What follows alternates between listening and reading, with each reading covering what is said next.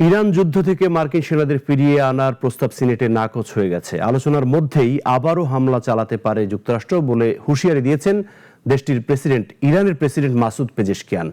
এদিকে ইরানের বিপ্লবী গার্ড বাহিনীর এক কমান্ডার বলেছেন, যুক্তরাষ্ট্র হামলা চালালে তার জবাবে দীর্ঘ ও বেদনাদায়ক পাল্টা হামলা চালাবে ইরান। যুদ্ধ বন্ধের আলোচনা চলার মধ্যেই যুক্তরাষ্ট্র আবারও ইরানে হামলা চালাতে পারে বলে হুঁশিয়ারি দিয়েছেন দেশটির প্রেসিডেন্ট মাসুদ পেজেশকিয়ান। তিনি বলেছেন, ওয়াশিংটনের ওপর থেকে ইরানের আস্থা পুরোপুরি নষ্ট হয়ে গেছে। গতকাল বৃহস্পতিবার বেলারুশের প্রেসিডেন্ট আলেকজান্ডার লুকাশেঙ্কোর সঙ্গে এক ফোনালাপে মাসুদ পেজেশকিয়ান কথা বলেন। ইরানের রাষ্ট্রীয় সংবাদ মাধ্যম প্রেস টিভির প্রতিবেদন অনুযায়ী পেজেশকিয়ান বলেন, সংলাপ ও কূটনীতি সবসময় ইরানের অগ্রাধিকার তালিকায় ছিল।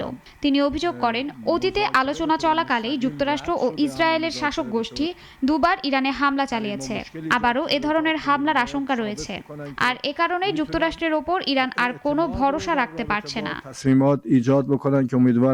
এদিকে ইরান যুদ্ধে নিয়োজিত মার্কিন সেনাদের সরিয়ে নেওয়ার লক্ষ্যে ডেমোক্র্যাটদের আনা একটি প্রস্তাব যুক্তরাষ্ট্রের সিনেটে নাকচ হয়ে গেছে।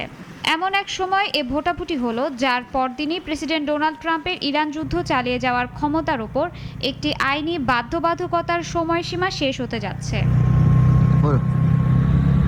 ইরানের ওপর যুক্তরাষ্ট্র আবারও হামলা চালানোর প্রস্তুতি নিচ্ছে বলে এক প্রতিবেদনে জানিয়েছে সংবাদ মাধ্যম অ্যাক্সিওস। তবে এ হামলা সীমিত হতে পারে বলে জানিয়েছে তারা। এ বিষয়ে ইরানের বিপ্লবী গার্ড অ্যারোস্পেস ফোর্সের কমান্ডার মাজিদ মৌসাভি হুমকি দিয়েছেন, যুক্তরাষ্ট্র যদি সীমিত হামলাও চালায়, ইরানের হামলা সীমিত থাকবে না। হামলার জবাবে দীর্ঘ ও বেদনাদায়ক পাল্টা হামলা চালানো হবে।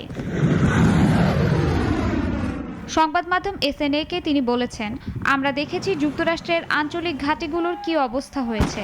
তাদের যুদ্ধ জাহাজের ক্ষেত্রেও একই জিনিস দেখা যাবে। শাশ্বতী সরকার, নাগরিক।